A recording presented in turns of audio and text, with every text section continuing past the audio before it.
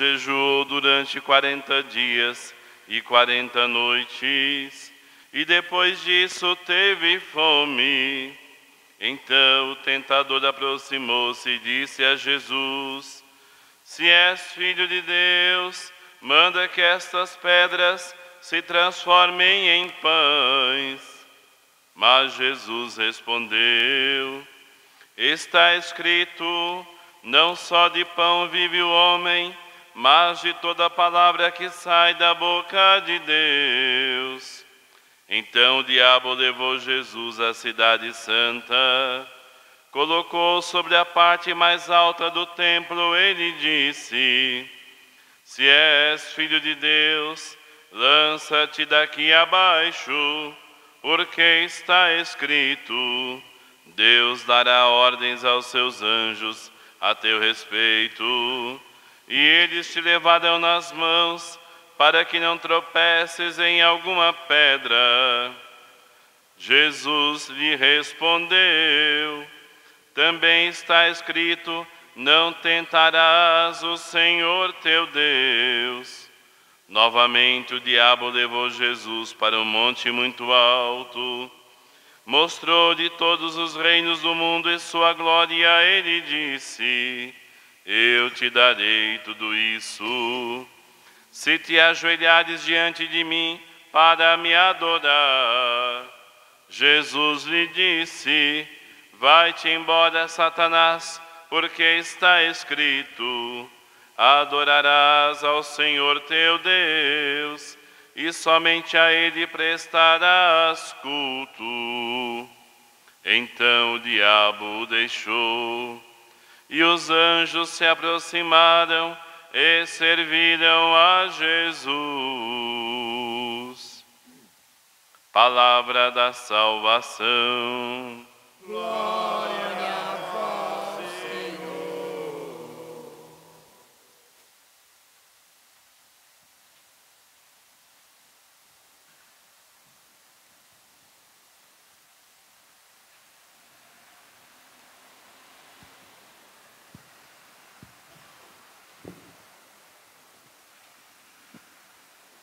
Nós vos adoramos, Senhor Jesus Cristo, e vos bendizemos.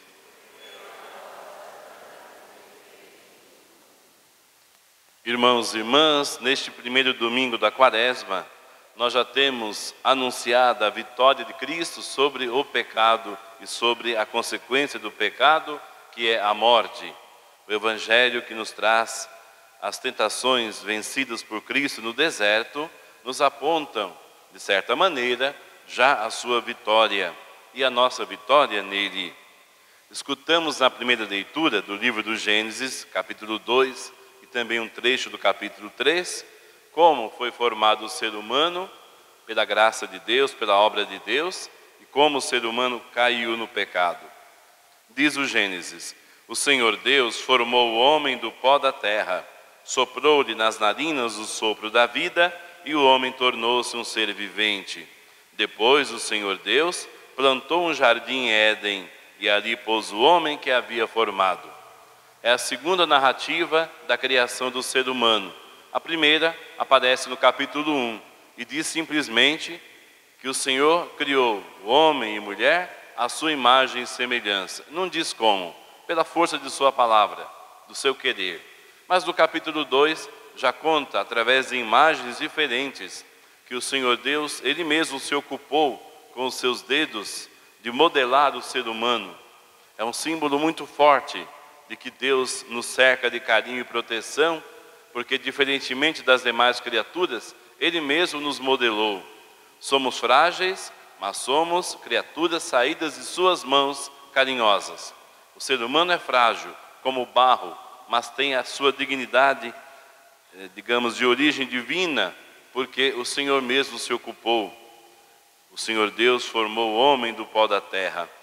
De fato, a palavra Adão vem da língua hebraica, Adam, que sugere uma outra palavra, Adamá, a terra.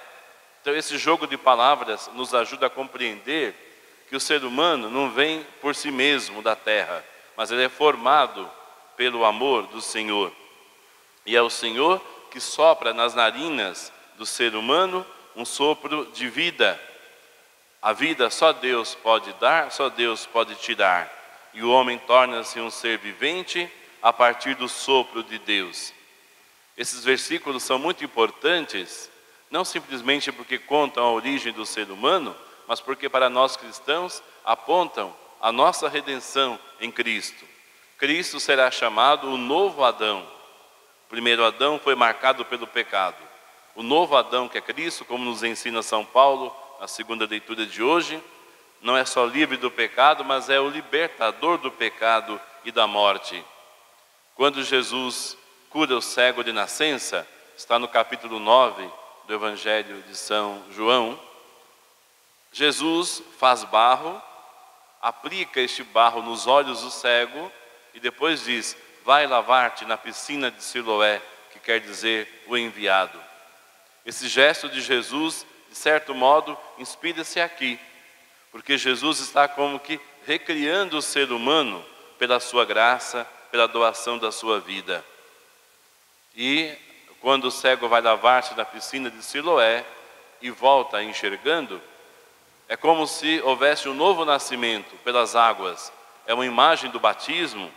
Para nós, o tempo da Quaresma é um tempo batismal, em que recordamos tudo o que nós devemos viver como batizados, como aqueles que receberam o sopro de Deus, o sopro da vida. Após a ressurreição, Jesus reúne os discípulos, sopra sobre eles e diz: recebei o Espírito Santo. E os discípulos, antes temerosos, começam então a propagar o reino pelo mundo todo. Voltando um pouquinho no livro do Gênesis, depois que Deus colocou o homem, o ser humano, no jardim, que é o mundo, tudo que Deus fez para o nosso bem, então o livro do Gênesis diz também que no meio do jardim havia a árvore da vida e a árvore do conhecimento do bem e do mal. A serpente, porém, que é o símbolo do mal, sugere à mulher uma mentira. É verdade que Deus proibiu vocês de comerem das árvores do jardim? Não era verdade, era uma mentira. E a mulher sabia disso? Não. Deus só nos proibiu de comer da árvore que está no meio do jardim. Mas o restante podemos comer. Então a serpente insufla nos ouvidos da mulher e do homem a ilusão de que aquilo que Deus deu era pouco ainda, queriam mais. Se revoltaram contra o Senhor. Comer do fruto proibido significa isto: revoltar-se contra o Senhor. É o pecado do orgulho e também da idolatria. E é isso que levou o ser humano ao pecado e à morte. O orgulho. Este é o primeiro pecado, é a raiz de todo pecado. A revolta contra o Senhor.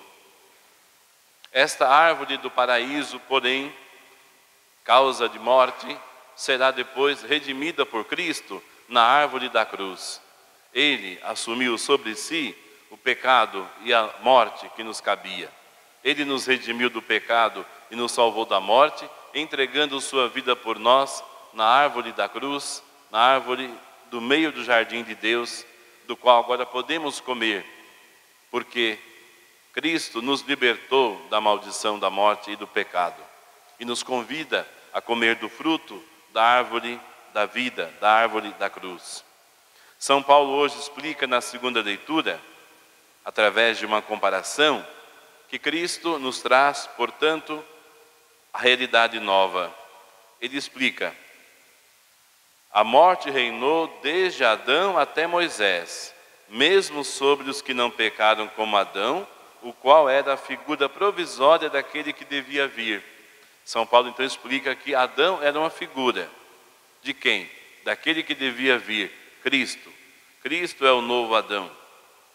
Ele também explica que não é possível comparar a graça de Deus com a falta de Adão, porque a graça de Deus é infinitamente superior à falta de Adão. Foi de modo bem mais superior que a graça de Deus, ou seja, o dom gratuito concedido através de um só homem, Jesus Cristo, se derramou em abundância sobre todos. Dessa maneira, é em Cristo, o novo Adão, que todos nós somos salvos pela graça de Deus e não por nossos merecimentos. No Santo Evangelho de hoje, Jesus expressa toda a sua humanidade, Ele que é o Filho de Deus feito homem, verdadeiramente homem, inclusive nas tentações.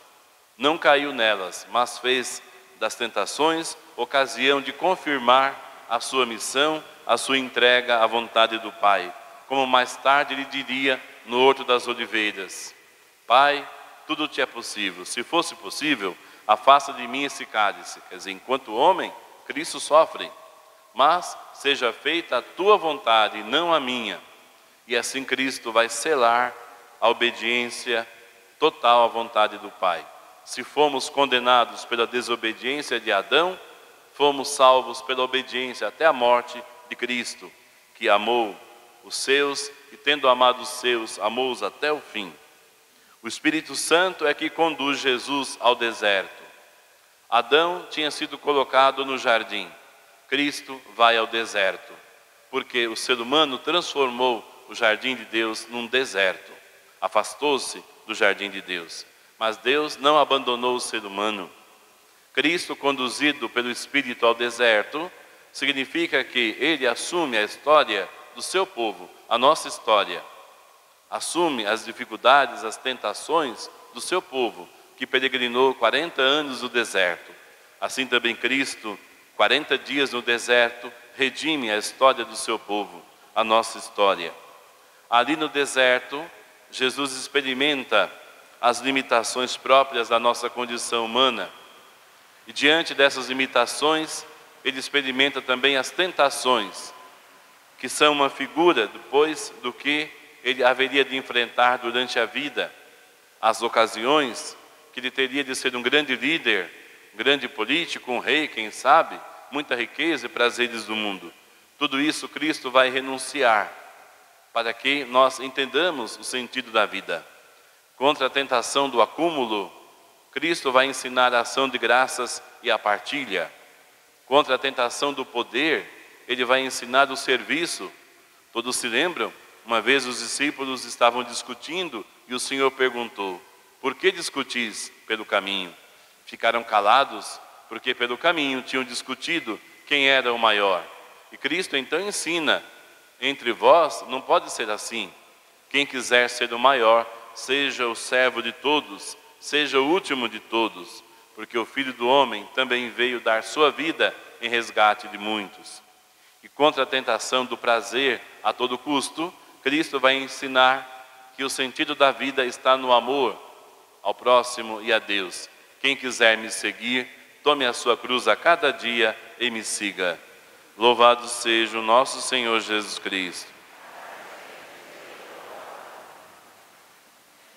Creio em Deus Pai, Todo-Poderoso, Criador do céu e da terra, e em Jesus Cristo,